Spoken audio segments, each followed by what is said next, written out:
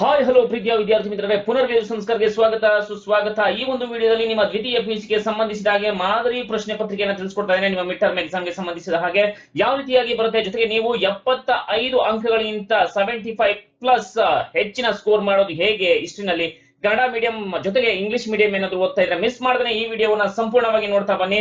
Okay, ಯಾವುದೇ ಕಾರಣಕ್ಕೂ ಕೂಡ ಸ್ಕಿಪ್ ಮಾಡೋದಕ್ಕೆ ಹೋಗಬೇಡಿ. ಜೊತೆಗೆ ನಿಮಗೆ ಯಾವ ಒಂದು ಸಬ್ಜೆಕ್ಟ್ಸ್ ಪಾಸಿಂಗ್ ಪ್ಯಾಕೇಜ್ ಬೇಕು ಅನ್ನೋದನ್ನ ಕಾಮೆಂಟ್ ಸೆಕ್ಷನ್ ಅಲ್ಲಿ ಕಮೆಂಟ್ ಮಾಡಿ. ಸೊ ಈಗ ಕನ್ನಡ ಮೀಡಿಯಂ ಮತ್ತೆ ಇಂಗ್ಲಿಷ್ ಮೀಡಿಯಂ ಅವರಿಗೆ ವಿವರಣೆ ಕೊಡ್ತಾ ಇದ್ದೇನೆ. ಹೊಸದಾಗಿ ನೀವು ನಮ್ಮ ಚಾನಲ್ಗೆ ಭೇಟಿಯನ್ನ ಕೊಟ್ಟಿದ್ರೆ ಇನ್ನೂ ಕೂಡ ನಮ್ಮ ಚಾನಲ್ ಅನ್ನ ಸಬ್ಸ್ಕ್ರೈಬ್ ಮಾಡ್ಕೊಂಡಿಲ್ಲ ಅಂದ್ರೆ ಸಬ್ಸ್ಕ್ರೈಬ್ ಮಾಡ್ಕೊಳ್ಳಿ. ಫ್ರೀ ಆಗಿ ನೀವು ಸಬ್ಸ್ಕ್ರೈಬ್ ಮಾಡ್ಕೊಳ್ಬಹುದು. ಇದಕ್ಕೆ ಯಾವುದೇ ರೀತಿಯಾದಂತಹ ಚಾರ್ಜಸ್ ಇರೋದಿಲ್ಲ. ಬನ್ನಿ ಈಗ ವಿಡಿಯೋವನ್ನ ಶುರು ಮಾಡ್ತಾ ಹೋಗೋಣ. ಸೊ ಈಗ ನಿಮ್ಗೆ ಚೆನ್ನಾಗಿ ಗೊತ್ತಿದೆ, ಗರಿಷ್ಠ ಅಂಕಗಳು ಒಟ್ಟು ನಿಮ್ಗೆ ಹಿಸ್ಟ್ರಿಗೆ ಸಂಬಂಧಪಟ್ಟ ಹಾಗೆ 80 ಮಾರ್ಕ್ಸ್ಗೆ ಬರುತ್ತೆ. ಸೊ 3 ಗಂಟೆ ನೀವು ಕೂತ್ಕೊಂಡು ಎಕ್ಸಾಮ್ ಅನ್ನ ಬರೀಬೇಕಾಗುತ್ತೆ. ಹಾಗಾದ್ರೆ ಯಾವ ರೀತಿಯಾಗಿ ನೀವು 75+ ಹಿಸ್ಟ್ರಿನಲ್ಲಿ ತೆಗೆದುಕೊಳ್ಳಬಹುದು ನೋಡ್ತಾ ಹೋಗೋಣ. ಸೊ ಮಿಸ್ ಮಾಡ್ದೇನೆ ಬನ್ನಿ. ಸೊ ಮೊದಲಿಗೆ ಭಾಗ ಎ ಅಂದ್ರೆ ಪಾರ್ಟ್ ಎ ನಲ್ಲಿ ಕೊಟ್ಟಿರುವ ಉತ್ತರಗಳಲ್ಲಿ ಸರಿಯಾದದನ್ನ ಆರಿಸಿ ಬರೆಯಿರಿ. 5 marks questions. So MCQ questions ಎಷ್ಟಿರುತ್ತೆ? 5 ಮಾರ್ಕ್ಸ್ ಇರುತ್ತೆ. ಸೊ ಅಂದ್ರೆ ಮಲ್ಟಿಪಲ್ ಚಾಯ್ಸ್ ಕ್ವಶನ್ಸ್ ಇರುತ್ತೆ. ಇದರಲ್ಲಿ ನೀವು ಏನ್ ಮಾಡ್ಬೇಕಪ್ಪ ಅಂತಂದ್ರೆ, ಸೊ ಇಲ್ಲಿ ಕ್ವಶನ್ ನ ಕೊಟ್ಟಿರ್ತಾರೆ, ಜೊತೆಗೆ ನಿಮ್ಗೆ ಇಲ್ಲಿ ಆಪ್ಷನ್ಸ್ ರೀತಿಯಲ್ಲಿ ಆನ್ಸರ್ಸ್ ನ ಕೊಟ್ಟಿರ್ತಾರೆ. ಫಾರ್ ಎಕ್ಸಾಂಪಲ್, ನಾಣ್ಯಶಾಸ್ತ್ರ ಎಂದರೆ ನಿವೇಶನಗಳ ಅಧ್ಯಯನ, ಚಿತ್ರಗಳ ಅಧ್ಯಯನ, ನಾಣ್ಯಗಳ ಅಧ್ಯಯನ, ಶಾಸನಗಳ ಅಧ್ಯಯನ. ನೋಡಿ, ಈಸಿಯಾಗಿ ಎಂತವ್ರು ಕೂಡ ಫೈಂಡ್ ಔಟ್ ಮಾಡಬಹುದು ನಾಣ್ಯಗಳ ಅಧ್ಯಯನ ಅಂತ ಹೇಳಿ.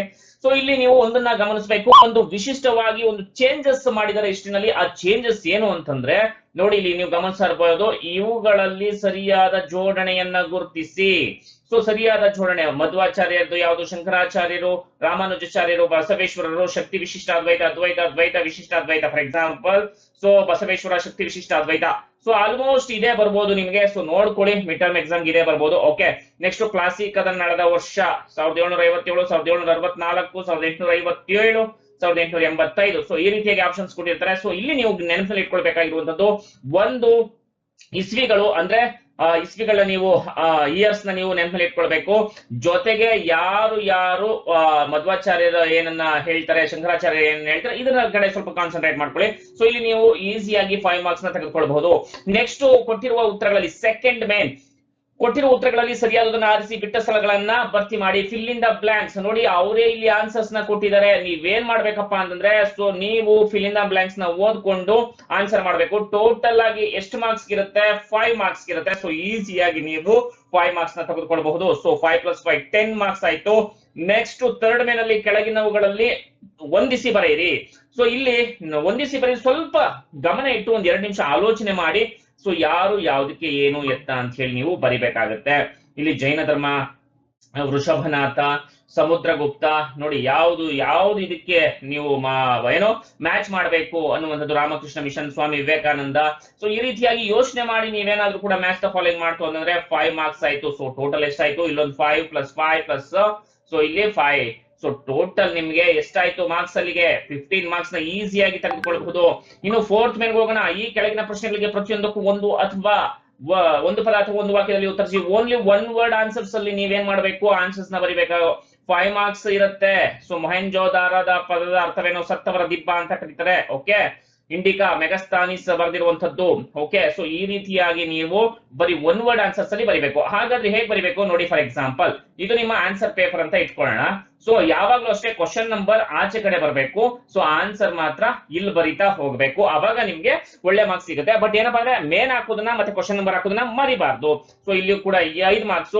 ಸೊ ಟೋಟಲ್ ಆಗಿ ನಿಮ್ಗೆ ಅಲ್ಲಿಗೆ ಎಷ್ಟಪ್ಪ ಅಂದ್ರೆ, ಸೊ MCQ ಅಲ್ಲ ಇದು, ಆಮೇಲೆ ಹೌದಲ್ಲ, ಎಸ್ MCQ ನೆಲ್ಲ 5, 5, 10, ಆಮೇಲೆ ಮಲ್ಟಿಪಲ್ ಚಾಯ್ಸ್ ಎಲ್ಲ 5, 15, ಇಲ್ಲೊಂದು 5, 20 ಮಾರ್ಕ್ಸ್ ನ ನೀವು ಕಣ್ಣು ಮುಚ್ಕೊಂಡು ತಗೋಬಹುದು ವಿದ್ಯಾರ್ಥಿಗಳೇ. ಸೊ ಆಲ್ಮೋಸ್ಟ್ ಕಣ್ಣು ಮುಚ್ಕೊಂಡು ತಗೋಬಹುದು. ಇನ್ನು ಭಾಗ ಬಿಗೆ ಬರೋಣ. ಸೊ 8 ಪ್ರಶ್ನೆಗಳಿಗೆ ಪ್ರತಿಯೊಂದು 2 ಅಥವಾ 2 ವಾಕ್ಯಗಳಲ್ಲಿ, 2 ಪದ ಅಥವಾ 2 ವಾಕ್ಯಗಳಲ್ಲಿ ನೀವು ಉತ್ತರವನ್ನ ಬರಿಬೇಕಾಗುತ್ತೆ. 2 ಪದ, ಅಲ್ಲೇನು ವಿವರಣೆ ಕೊಡುವಂತ ಅವಶ್ಯಕತೆ ಇಲ್ಲ. ಸೊ ಇಲ್ಲಿ ನಿಮ್ಗೆ ಎಷ್ಟನ್ನ ಕೊಟ್ಟಿರ್ತಾರಪ್ಪ ಅಂತಂದ್ರೆ 7, 8, 9, 10, ಟೋಟಲ್ ಆಗಿ 10 ಕ್ವಶನ್ಸ್ ಕೊಟ್ಟಿರ್ತಾರೆ. ನೀವು ಚಾಯ್ಸ್ ಮಾಡಬೇಕಾಗಿರೋದು 8 ಕ್ವಶನ್ಸ್ ಮಾತ್ರ. ಸೊ ಈ 8 ಕ್ವಶನ್ಸ್ ಗೆ ನೀವು ಆನ್ಸರ್ ಮಾಡಿತು ಅಂತಂದ್ರೆ ಒಂದೊಂದು ಕ್ವಶನ್ಗೂ ಕೂಡ 2 ಮಾರ್ಕ್ಸ್ ಇರುತ್ತೆ.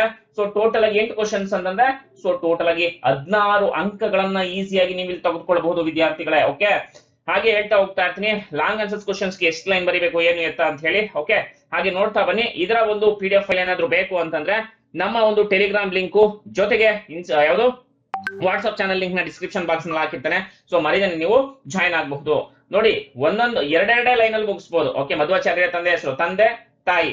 ಸೊ ಈ ರೀತಿಯಾಗಿ ಆನ್ಸರ್ಸ್ ನ ಬರೆದು ನೀವು ಏನ್ ಮಾಡಬಹುದು, ಮುಗಿಸಬಹುದು. ನೆಕ್ಸ್ಟ್ ಭಾಗ ಸಿ ಗೆ ಬರೋಣ. ಭಾಗ ಸಿ 6th ಮೇನಲ್ಲಿ ಈ ಕೆಳಗಿನ ಯಾವುದಾದರೂ ಎರಡು ಪ್ರಶ್ನೆಗಳಿಗೆ ಪ್ರತಿಯೊಂದಕ್ಕೆ 15ರಿಂದ 20 ವಾಕ್ಯದಲ್ಲಿ ಉತ್ತರಿಸಿ. ಎರಡು ಪ್ರಶ್ನೆಗೆ ಟೋಟಲ್ ಆಗಿ 4 ಕ್ವಶನ್ಸ್ ನ ಕೊಟ್ಟಿದ್ದಾರೆ. ನೀವು ಎಷ್ಟು ಕ್ವಶನ್ ಆನ್ಸರ್ ಮಾಡಬೇಕು? ಎರಡು ಕ್ವಶನ್ಸ್ ಗೆ. ಒಂದೊಂದು ಕ್ವಶನ್ ಗೆ ಎಷ್ಟು ಮಾರ್ಕ್ಸ್? 5 ಮಾರ್ಕ್ಸ್.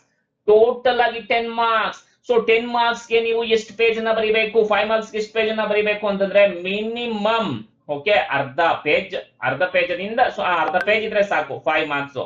ಹಾಗಾದ್ರೆ ನೀವು 5 ಮಾರ್ಕ್ಸ್ ಗೆ ಯಾವ ರೀತಿಯಾಗಿ ಬರಿಬೇಕಂದ್ರೆ ಆದಷ್ಟು ನೀವು ಪಾಯಿಂಟ್ ವೈಸ್ ಬರಿತಾ ಹೋಗಿ. ಪಾಯಿಂಟ್ ವೈಸ್ ಬರಿತಾ ಹೋದ್ರೆ ನಿಮ್ಗೆ ಒಳ್ಳೆ ಮಾರ್ಕ್ಸ್ ಗ್ಯಾರಂಟಿ ಸಿಗುತ್ತೆ. 10 ಮಾರ್ಕ್ಸ್ ಈಸಿಯಾಗಿ ತೆಗೆದುಕೊಳ್ಬಹುದು. ನೆಕ್ಸ್ಟ್ ಹೋಗೋಣ ಭಾಗ ಡಿ ಅಂದ್ರೆ ಪಾರ್ಟ್ ಡಿ ನಲ್ಲಿ 7th ಮೇನಲ್ಲಿ ಓಕೆ ಯಾವುದಾದ್ರೂ ಎರಡು ಪ್ರಶ್ನೆಗಳಿಗೆ ಇಲ್ಲೂ ಕೂಡ 30ರಿಂದ 40 ವಾಕ್ಯ. ಸೊ ಎರಡು ಕ್ವಶನ್ಗೆ ಒಂದೊಂದು ಕ್ವಶನ್ಗೆ ಎಷ್ಟು? 10 ಮಾರ್ಕ್ಸ್. ಟೋಟಲ್ ಎಷ್ಟು ಮಾರ್ಕ್ಸ್? 20 ಮಾರ್ಕ್ಸ್. ಹಾಗೆ ಇಲ್ಲಿ 4 ಕ್ವಶನ್ಸ್ ನ ಕೊಟ್ಟಿದ್ದಾರೆ. ನೀವು ಬರೆಯುವಂತದ್ದು ಚಾಯ್ಸ್ ಇದೆ. ಎರಡು ಕ್ವಶನ್ಗೆ ನೀವು ಬರೀಬೇಕಾಗತ್ತೆ. ಸೊ ಇಲ್ಲಿ 10 ಮಾರ್ಕ್ಸ್ ಗೆ ಮಿನಿಮಮ್ 1.25 ಪೇಜ್ ಇರ್ಲಿ. ಎಷ್ಟೋ 1.25 ಪೇಜ್ ಇರ್ಲಿ 10 ಮಾರ್ಕ್ಸ್ ಗೆ. ಸೊ ಆದಷ್ಟು ನೀವು ಪಾಯಿಂಟ್ ವೈಸ್ ಬರಿತೀನಿ ಅಂತಂದ್ರೆ 1 ಪೇಜ್ ಅಂತೂ ಕಂಪಲ್ಸರಿ ಬರೀಲೇಬೇಕು. ಆದಷ್ಟು ಪಾಯಿಂಟ್ ವೈಸ್ ಬರೀಲಿಕ್ಕೆ ಟ್ರೈ ಮಾಡಿ. ಸೊ 100% ನಿಮ್ಗೆ ಒಳ್ಳೆ ಮಾರ್ಕ್ಸ್ ಸಿಗುತ್ತೆ. ಅದರಲ್ಲಿ ಯಾವುದೇ ರೀತಿಯಾದಂತಹ ಡೌಟ್ಸ್ ಇಲ್ಲ. ಇನ್ನು ನೆಕ್ಸ್ಟ್ ಹೋಗೋಣ ಪಾರ್ಟ್ ಇ ಭಾಗ ಇ ನಲ್ಲಿ ಈ ಕೆಳಗಿನ ಘಟನೆಗಳನ್ನ ಕಾಲಾನುಕ್ರಮದಲ್ಲಿ ಬರೆಯಿರಿ. ಕಾಲಾನುಕ್ರಮದಲ್ಲಿ ಬರೀಬೇಕು. ಗುಪ್ತ ಶಕೆ ಮೊದಲ ಆರಂಭ ಆಯ್ತಾ? ಅರಬ್ ಪ್ರವಾಸಿ ಸುಲೈಮಾನ್ ಭೇಟಿ ಯಾವ ಮೊದಲಾಯ್ತಾ ಅಂದ್ರೆ 1 by 1 ಅಲ್ಲಿ ಡಿಫ್ರೆಂಟ್ ಆಗಿ ಕೊಟ್ಟಿರ್ತಾರೆ. ಸೊ ಅದನ್ನ ನೀವು ಕಾಲಾನುಕ್ರಮದಲ್ಲಿ ಬರೀಬೇಕು. ಆರ್ಡರ್ ವೈಸ್ ನೀವು ಬರೀಬೇಕು. ಆರ್ಡರ್ ವೈಸ್ ಬರೀತು ಅಂತಂದ್ರೆ 4 ಮಾರ್ಕ್ಸ್ ನೀವು ಈಸಿಯಾಗಿ ತೆಗೆದುಕೊಳ್ಬಹುದು. ನೆಕ್ಸ್ಟ್ ನೋಡೋಣ ಈ ಸೂಚನೆಗಳನ್ವಯ ಈ ಕೆಳಗಿನ ಪ್ರಶ್ನೆಗಳಿಗೆ ಉತ್ತರಿಸಿ. ನಿಮಗೇನ್ ಮಾಡ್ತಾರಪ್ಪ ಅಂತಂದ್ರೆ ಅಲ್ಲಿ ನಿಮ್ಗೆ ಭಾರತದ ಭೂಪಟ ಕೊಟ್ಟಿರ್ತಾರೆ. ಭಾರತದ ಭೂಪಟ ಕೊಟ್ಟಿರ್ಬೇಕಾದ್ರೆ ನೀವು ಮೊದಲು ಏನ್ ಮಾಡ್ಬೇಕು? ಭಾರತದ ಭೂಪಟದಲ್ಲಿ ಜಸ್ಟ್ ಈ ರೀತಿಯಾಗಿ ಮೆನ್ಷನ್ ಮಾಡಿ. ಭಾರತದ ಭೂಪಟದ ಒಳಗಡೆ ನೇಮ್ ನ ಯಾವುದೇ ಕಾರಣಕ್ಕೂ ಮೆನ್ಷನ್ ಮಾಡಕ್ ಹೋಗ್ಬೇಡಿ. ಭಾರತದ ಭೂಪಟದ ಆದ ನಂತರ ಅದರ ನೀವು ಆನ್ಸರ್ ಪೇಪರ್ ಒಳಗಡೆ ಇಡ್ತೀರಲ್ವಾ, ಸೊ ಅಲ್ಲಿ ಹಾಕಿ ಭೂಪಟದ ಉತ್ತರಗಳು ಯಾವ್ದು ಬರುತ್ತೆ, ಯಾವುದು ಓಕೆ ಮೆನ್ಷನ್ ಮಾಡಿ. ಇಲ್ಲ ಅಂತಂದ್ರೆ ಭೂಪಟದೊಳಗಡೆ ಬರೆದು ಬಿಡಿ. ಬೆಸ್ಟ್ ಭೂಪಟದೊಳಗಡೆ ಬರೀತು ಅಂತಂದ್ರೆ ಸೊ ನಿಮ್ಗೆ ಗ್ಯಾರಂಟಿ 10 ಮಾರ್ಕ್ಸ್ ಇರುತ್ತೆ. ನೋಡಿ 5 ಐತಿಹಾಸಿಕ ಸ್ಥಳಗಳನ್ನ ಗುರುತಿಸಬೇಕು. ಪ್ರತಿಯೊಂದು ಸ್ಥಳದ ಬಗ್ಗೆ 2 ವಾಕ್ಯಗಳಲ್ಲಿ ವಿವರಣೆ ಬರೀಬೇಕು. ಹರಪ್ಪದ ಬಗ್ಗೆ ತಿಳ್ಕೊಳ್ಳಿ. ಪಾಟಲಿಪುತ್ರ, ಬಾದಾಮಿ, ಆಗ್ರಾ, ಬೀದರ್, ಪಾಂಡಿಚೇರಿ, ಜಲಿಯನ್ ವಾಲಾಬಾಗ್, ದಂಡಿ. ನಿಮ್ಮ ಮಿಡ್ ಟರ್ಮ್ ಎಕ್ಸಾಮ್ ನಲ್ಲೂ ಕೂಡ ಇದನ್ನೇ ಕೇಳ್ತಾರೆ ವಿದ್ಯಾರ್ಥಿಗಳ. ಇದನ್ನ ಮಿನಿಮಮ್ ಒಂದು 4ರಿಂದ 5 ನೋಡ್ಕೊಂಡು ಹೋಗಿ. ಸೊ 100% ಗ್ಯಾರಂಟಿ ಬಂದೇ ಬರುತ್ತೆ ವಿದ್ಯಾರ್ಥಿಗಳೇ. ಸೊ ಈಸಿಯಾಗಿ ನೀವು 10 ಮಾರ್ಕ್ಸ್ ನ ತೆಗೆದುಕೊಳ್ಬಹುದು. ಸೊ 80ಕ್ಕೆ 80ಕ್ಕೂ ಟ್ರೈ ಮಾಡಬಹುದು. ಆದ್ರೆ ನಾನು ಇವಾಗ ಏನ್ ಹೇಳಿದೆ ಆ ರೀತಿಯಾಗಿ ಬರೀತು ಅಂತಂದ್ರೆ ಮಿನಿಮಮ್ 75+ ಅಂತೂ ಗ್ಯಾರಂಟಿ. ಬಟ್ ಕಾನ್ಸಂಟ್ರೇಷನ್ ಇರ್ಲಿ. ಕಾನ್ಸಂಟ್ರೇಷನ್ ಅದಷ್ಟು ನೀವು ಕಾನ್ಸಂಟ್ರೇಷನ್ ಇಟ್ಕೊಂಡು ಆರಾಮ್ಸೆ ಬರೀತು ಅಂತಂದ್ರೆ ನಿಮ್ಗೆ 75+ ಮಾರ್ಕ್ಸ್ ಗ್ಯಾರಂಟಿ ಸಿಗುತ್ತೆ. ಜೊತೆಗೆ ಹ್ಯಾಂಡ್ ರೈಟಿಂಗ್ ಚೆನ್ನಾಗಿರ್ಲಿ. ಓಕೆ ಸೊ ಹ್ಯಾಂಡ್ ರೈಟಿಂಗ್ ಚೆನ್ನಾಗಿತ್ತು ಅಂದ್ರೆ ನಿಮ್ಗೆ ಪ್ಲಸ್ ಆಡ್ ಆಗ್ತಾ ಹೋಗ್ತಾ ಇರುತ್ತೆ. ಒಳ್ಳೆ ಮಾರ್ಕ್ಸ್ ಬರೋದಕ್ಕೆ ಸಾಧ್ಯ ಆಗುತ್ತೆ. ಆದಷ್ಟು ಪಾಯಿಂಟ್ ವೈಸ್ ಬರೋದಕ್ಕೆ ಟ್ರೈ ಮಾಡಿ. ಓಕೆ ಎಲ್ಲರಿಗೂ ಕೂಡ ಮತ್ತೊಮ್ಮೆ ಆಲ್ ದ ಬೆಸ್ಟ್. ನಿಮ್ಗೆ ಇನ್ನ ಯಾವ ಒಂದು ಸಬ್ಜೆಕ್ಟ್ಸ್ ಪಾಸಿಂಗ್ ಪ್ಯಾಕೇಜ್ ಬೇಕು, ಕ್ವಶನ್ ಪೇಪರ್ ಅನಾಲಿಸಿಸ್ ಬೇಕು ಅನ್ನೋ ಕಮೆಂಟ್ ಸೆಕ್ಷನ್ ಕಮೆಂಟ್ ಮಾಡಿ. ಸಂಪೂರ್ಣವಾಗಿ ವಿಡಿಯೋನ ನೋಡಿದ್ದಕ್ಕಾಗಿ ಧನ್ಯವಾದಗಳು. ಜೈ ಹಿಂದ್, ಜೈ ಕರ್ನಾಟಕ ಮಾತೆ ಒಂದೇ ಮಾತರಂ. ಶ್ರೀಕರಣಂ ಗೆಲ್ಗೆ, ಶ್ರೀಕರಣಂ ಬಾಳ್ಗೆ. ನಮಸ್ಕಾರ.